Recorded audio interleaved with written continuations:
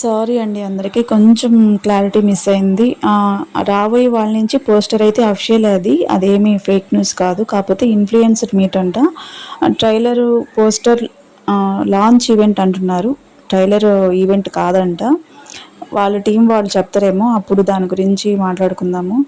Song గురించి అయితే కొంచెం క్లారిటీ మిస్ అవుతుందండి. ట్రైలర్ ఇవి వాళ్ళ టీం వాళ్ళు కొంచెం చూసుకుంటే బెస్ట్ అని నాకు అనిపిస్తుంది. వియానా కూడా అక్కడికి వైజాగ్ అయితే వెళ్తుంది. అమ్మాయి కూడా స్టోరీలో పెట్టిందనమాట, ఆంధ్రప్రదేశ్కి వచ్చానని. సో ఓన్లీ ట్రైలర్ పోస్టర్కి ఇంతమంది ఇంత హంగామా చేస్తారని నాకు అనిపిస్తుంది. సరేలేండి, రేపు క్లారిటీ వస్తుంది. అందరూ పోస్టర్ అని అనుకోండి, ట్రైలర్ వస్తే ఇంకా బెస్ట్ కదా, హ్యాపీ కదా. ఏదైనా రేపు మనకు తెలుస్తుంది అనమాట. దాని మీద క్లారిటీ లేదు ఎవరికి, అందరికి కొంచెం కన్ఫ్యూజన్గానే ఉంది. ట్రైలర్ అనేది ఈటీవీ విన్ అండ్ కళ్యాణ్ ఇన్స్టాగ్రామ్ పేజెస్లో కొలాబ్ అయ్యి రిలీజ్ చేస్తారనమాట. అక్కడైతే మనకి రీచ్కి, లైక్స్కి ఎటువంటి ప్రాబ్లం లేదు, ఎందుకంటే కళ్యాణ్కి రీచ్ బాగుంటుంది కాబట్టి. అండ్ యూట్యూబ్లో ఈటీవీ విన్ వాళ్ళు ట్రైలర్ వదిలిపోతారు వాళ్ళ యూట్యూబ్ ఛానల్లో. కళ్యాణ్ యూట్యూబ్ ఛానల్లో రాకపోవచ్చు, ఓన్లీ ఈటీవీ విన్ యూట్యూబ్ ఛానల్లో మటుకే ట్రైలర్ రాబోవచ్చు. అందుకని మీరు హైప్ మటుకు ఈటీవీ విన్కి ఇవ్వండి. వీక్లీ అంటే ఈ వీక్ సాటర్డే వరకు, సండే వరకు ఏమో ఉంటుంది అనుకుంటా హైప్. మళ్ళీ నెక్స్ట్ మండే నుంచి కొత్త, అంటే వీక్లీ 3 టైమ్స్ హైప్ వస్తుంది కదా. ఈ వీక్లో మీకు హైప్ ఉంటే ఇచ్చేయండి, నెక్స్ట్ వీక్ హైప్ కూడా ఇచ్చేస్తూ ఉండండి. అండ్ ట్రైలర్ ఎలా మనకి రీచ్ రావాలంటే, రీచ్ అయితే మనకి కళ్యాణ్ ఇన్స్టాగ్రామ్ ద్వారా రీచ్ బాగానే ఉంటుందండి, స్ప్రెడ్ అవుద్ది. అండ్ ఇంకా యూట్యూబ్ ఛానల్ ద్వారా అంటే మీకు వాట్సాప్ గ్రూప్స్ ఉన్నా అక్కడ షేర్ చేసుకోండి అండ్ స్టేటస్ పెట్టండి. అంటే ఎవరైనా ఈటీవీ విన్ సబ్స్క్రిప్షన్ ఉన్న వాళ్ళకి సజెషన్కి వెళ్ళద్ది కదా. మీ ఫ్రెండ్స్లో ఎవరికైనా ఈటీవీ విన్ సబ్స్క్రిప్షన్ ఉంటే వాళ్ళకి ఒకవేళ ట్రైలర్ నచ్చితే రేపు చూడొచ్చు కదా, వాటిలో సజెషన్ చేసినట్టు వాళ్ళం అవుతాము.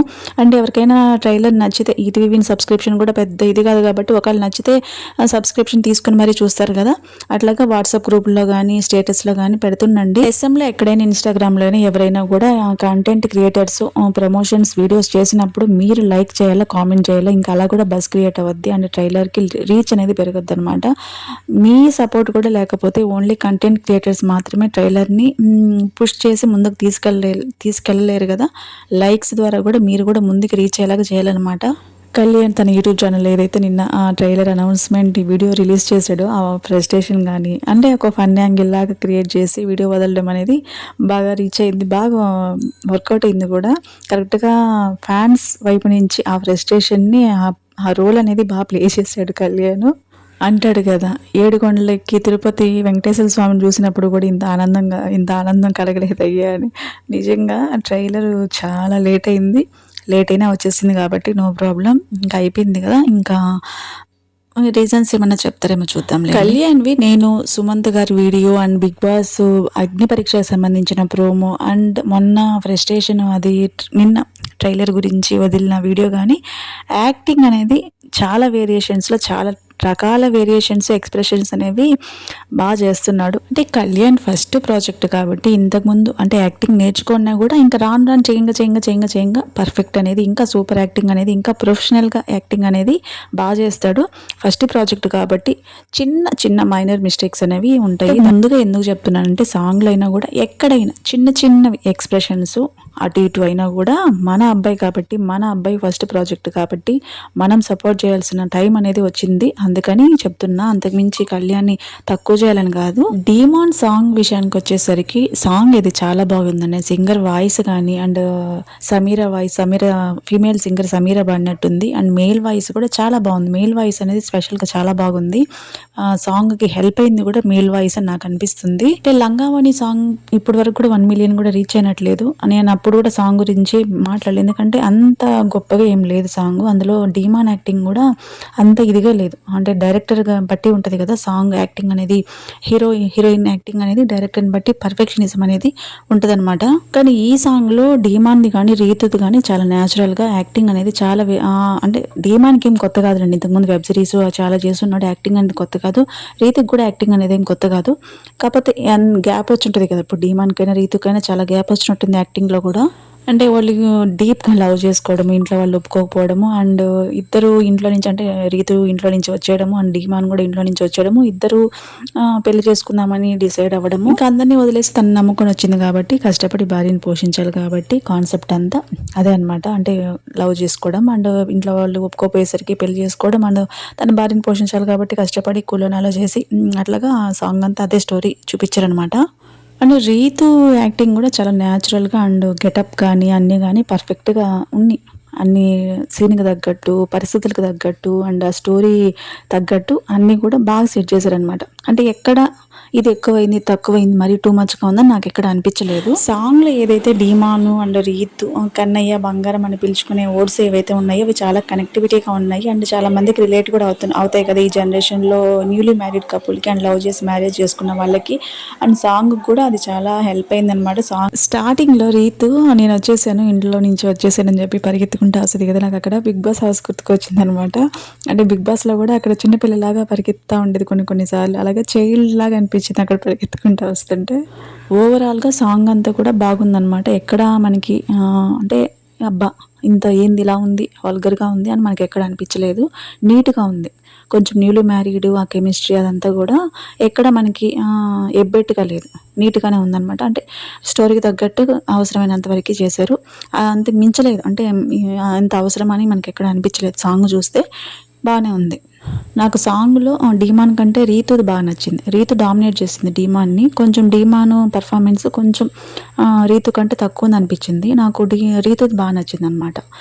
ఎక్స్ప్రెషన్స్ కానీ అండ్ కాస్ట్యూమ్స్ కానీ అది బాగా సెట్ అయినాయి రీతుకి. అంటే ఒక్క దగ్గర మటుకు డీమాను రీతు కాళ్ళు పట్టుకొని ఆ సీన్ మటుకు అంటే ఇంకా వేరే విధంగా చేసి ఉండొచ్చు కదా అని కూడా అనిపించింది అనమాట. ఒక్క సీన్ నాకు ఇంకెక్కడ పెద్ద ఏమి అనిపించలా, ఒక్క సీన్ మటుకు అలా అనిపించింది. సాంగ్ మటుకు ఓవరాల్ అంతా బాగుందండి, బాగా తీశారు.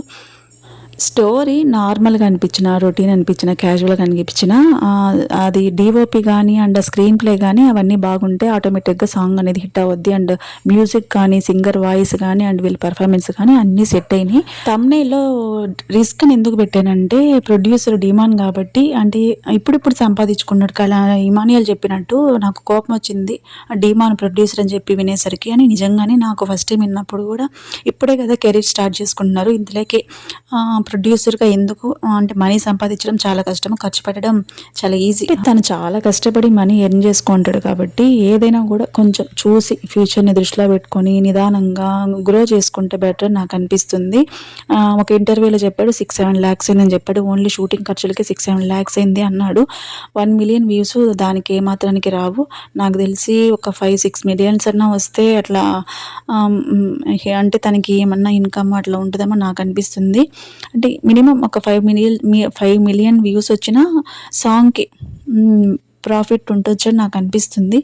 1 million వ్యూస్ అనేవి డీమాన్ చెప్పిన బడ్జెట్కి సమానం కాదు అని నాకు అనిపిస్తుంది అనమాట. డీమాన్ సాంగ్ చూసిన వాళ్ళు ఎవరైనా చూడకపోతే చూడండి, లైక్ చేయండి, హెల్ప్ చేయండి. ఇప్పుడు మన వంతు మన ప్రయత్నము వాళ్ళు గ్రో అవడానికి హెల్ప్ చేసినది మాత్రం, లైక్ చేసినది మాత్రం ఎవరెవరికో వ్యూస్ ఇస్తాము. మనకు తెలిసిన వాళ్ళకి డీమాన్ లాంటి వాళ్ళకి ఇస్తే తప్పలేదని నాకు అనిపిస్తుంది. మీకు వీలైతే చూడకపోతే ఎవరైనా చూడండి, లైక్ చేయండి. తనుజ కూడా జియో హాట్స్టార్ వాళ్ళు కూడా ప్రమోషన్స్ అనేవి చాలా బాగా చేస్తారు.